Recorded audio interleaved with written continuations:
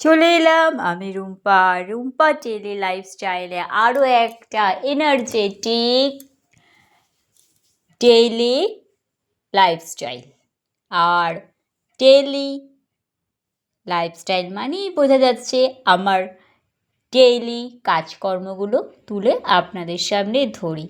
হ্যাঁ, একদম ঠিক। ডেইলি লাইফস্টাইলে কিন্তু আমাদের ওই একই ঘর, একই রান্নাঘর, একই উঠোন, একই ফ্রিজ, একই কিচেনের কল, সবই এক। বাসন মাজার সিস্টেম, মানে একটাই বাড়িতে একজন যে মানুষটা বাসন মাজে তার তো লাইফস্টাইল একই হবে। সে যেভাবে বিছানা ঝাড়ছে তার তো বিছানা ঝাড়ার স্টাইলটা একই হবে। মানে যে পরিবার থেকে লাইফস্টাইলগুলো আমরা প্রদর্শন করছি, প্রত্যেকেরই লাইফস্টাইলগুলো একই হওয়ার কথা। তো বলুন সবাই কেমন আছেন? আমি মোটামুটি ভালোই আছি। একটু পায়ে ব্যথাটা আবারও হচ্ছে, তা এমনি চালিয়ে নেওয়ার চেষ্টা করছি। জানি না এইভাবে কতদিন আর চালিয়ে যেতে পারবো। আপনারা সবাই কেমন আছেন? আমার ভিডিও দেখছেন তো? কেমন লাগছে একটু জানাবেন। আমি কিন্তু একটা ছোট্ট জেলা থেকে অনেকটা মনে সাহস নিয়ে এসেছি এই ইউটিউব প্ল্যাটফর্মে কাজ করতে, নিজের ক্রিয়েটিভিটি দেখাতে, নিজের সাহসিকতার পরিচয় দিতে। অবশ্যই একদম কোনো প্ল্যাটফর্মে একটা ভিডিও দেওয়া মানে কিন্তু অনেকটাই সাহসিকতার পরিচয়। সেটা কিন্তু সবাই পারে না। কত মানুষ আছে তারা ভাবে ভিডিও করব, ভিডিও বানাবো, কিন্তু করে উঠতে পারে না। সাহসের অভাবে, পরিবারের মানুষদের সহযোগিতা না পাওয়ার অভাবে, নানান কারণে। আর যারা এগুলো অতিক্রম করে করতে পেরেছে তারা কিন্তু অর্ধেকটা যুদ্ধ জয় করে নিয়েছে। বাকিটা ভাগ্যের ওপর, কি আর করা যাবে। সবাই তো আর সব কিছু একটাই জীবনে পায় না। তো কিন্তু হাল ছাড়া যাবে না, চালিয়ে নিয়ে যেতেই হবে, করে যেতেই হবে। ঠিক আছে, নাইবা সফলতা পেলাম, অন্তত মনকে এইটুকু তো সান্ত্বনা দিতে পারবো যে হ্যাঁ, চেষ্টা করেছিলাম, 100% চেষ্টা করেছিলাম। আমরা এই নাইনটিজের টাইমে শাহরুখ খানের ভক্ত তো কম বেশি আমরা সবাই। যারা ভক্ত নয় তারাও কিন্তু 50% হলেও শাহরুখ খানকে পছন্দ করতো। শাহরুখ খানের সিনেমাগুলোতে আমরা কী দেখতাম?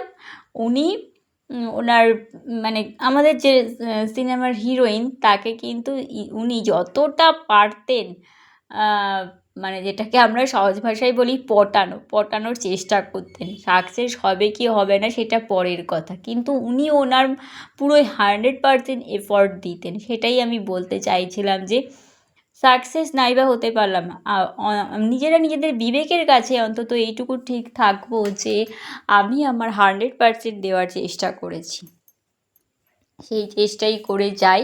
তবে আর একটা কথাও এর সঙ্গে বলবো যে যখন কোনো কাজ আমরা করি, সেই কাজের যদি একটু মানে পজিটিভ দিক দেখতে পাই, একটু ওয়েল ডান কেউ বললো, বা একটু হয়তো বললো যে তোমার কাজ ভালো লাগছে, তখন কিন্তু সেই মানুষটার না কাজ করার প্রতি ভালোবাসা, উৎসাহ আরও অনেকটা বেড়ে যায়। তখন সে নিজেকে আরও অনেকটা বেশি খোলার চেষ্টা করতে পারে, মানে আরও অনেকটা বেশি কাজ করার, নতুন কিছু শেখার, নতুন কিছু দেখানোর আরও অনেকটা বেশি চেষ্টা করতে পারে।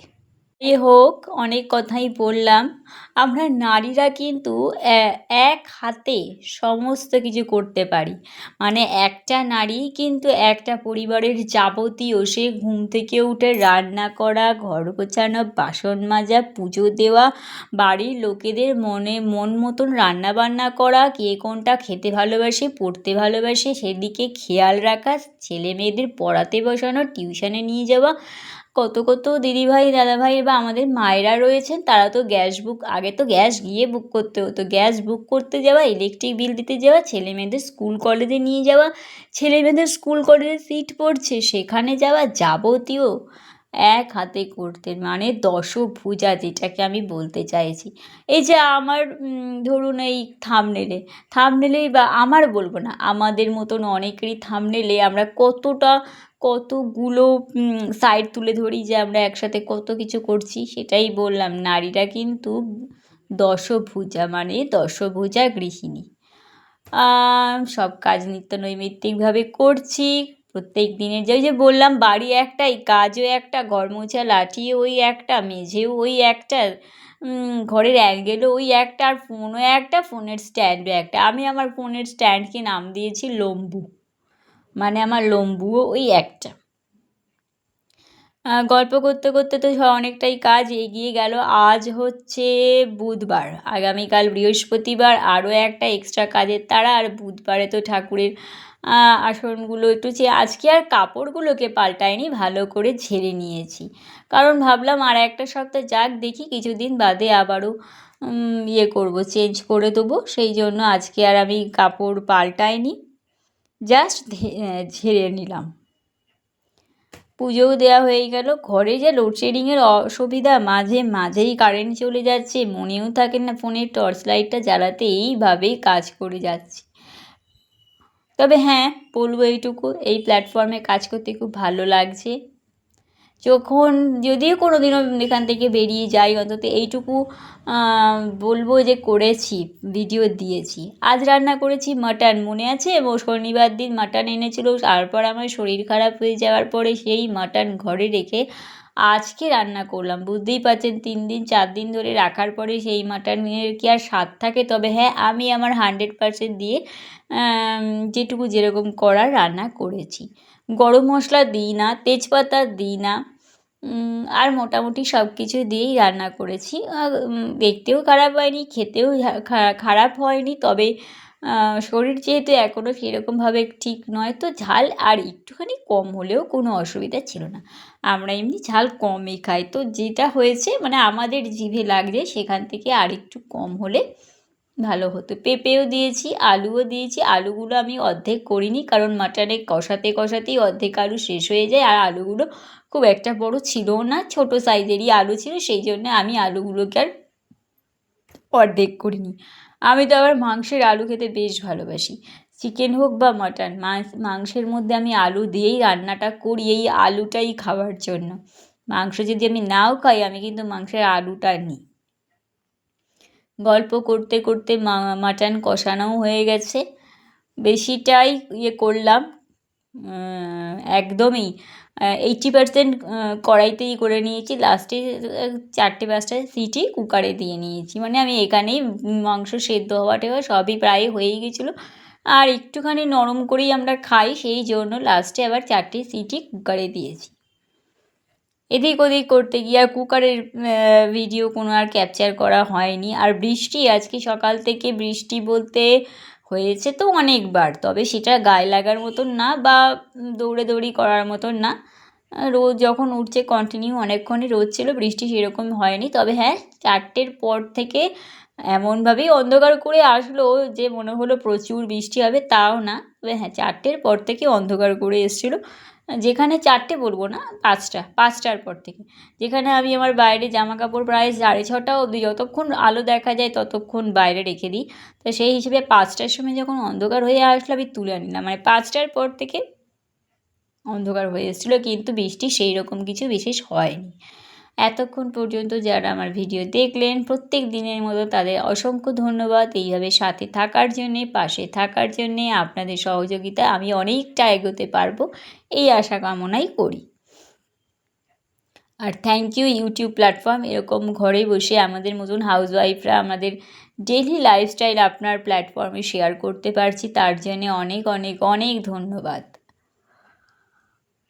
আমরা গৃহবধূরা সত্যিই কিন্তু চাই সংসারের যাবতীয় কাজকর্ম সামলিয়ে, সবার মন রেখে, সবার মনের মতন কাজ করে নিজেরাও কিছু একটু করতে। এটা কিন্তু শুধুমাত্র নিজেদের জন্য সময় বার করা তা কিন্তু নয়। আমরা ভিডিওগুলো কিন্তু শুধুমাত্র এন্টারটেনমেন্টের জন্য করি না, সত্যিই কিন্তু আমরা এখান থেকে উপার্জন করতে চাই, মানে নিজের পায়ে দাঁড়াতে চাই। আমি তো অন্তত তাই চাই। আমার কাছে কিন্তু এটা শুধুমাত্র এন্টারটেনমেন্ট নয়, বা নিজের ক্রিয়েটিভিটি দেখানো নয়। আমি সত্যিই এখানে নিজের পায়ে দাঁড়াতে চাই, আর আপনাদের ভালোবাসা পেলে আর ইউটিউব প্ল্যাটফর্মে সহযোগিতা থাকলে, বড়দের আশীর্বাদ থাকলে আমি নিশ্চয়ই পারবো। একদমই আমার মাটন রেডি হয়ে গেছে, একদম নাড়িয়ে ঝাঁকিয়ে আমি দেখিয়ে দিলাম। একেবারে এতটাই গরম যে আমি আর বাটিটাতে হাত দিয়ে পারলাম না নাড়াতে। 2 জায়গায় রেখেছি, কারণ আজকের কিছুটা, কালকের কিছুটা। স্টিলের বাটিটা আজকে নিয়েছি, আর যেখান থেকে যা থাকবে মনে হয় সেটা আমাদের রাত্রে দুজনেরই হয়ে যাবে। আর ওই সিলভারের বাটিটা রেখেছি আগামীকালের জন্যে। তো আগামীকালও বৃহস্পতিবার রয়েছে, একটু ব্যস্ততার মধ্যেই থাকবে। আর যদি কিছু করার দরকার পড়ে করে নেবো। আর এই দেখুন আকাশ, কি দারুণ আকাশ! আমার তো এরকম আকাশ দেখলে মনে হয় ছুটে যাই আর প্রচুর তুলো নিয়ে এসে আমার গায়ে মেখে নিই বা জড়িয়ে ধরে থাকি এইরকম তুলো।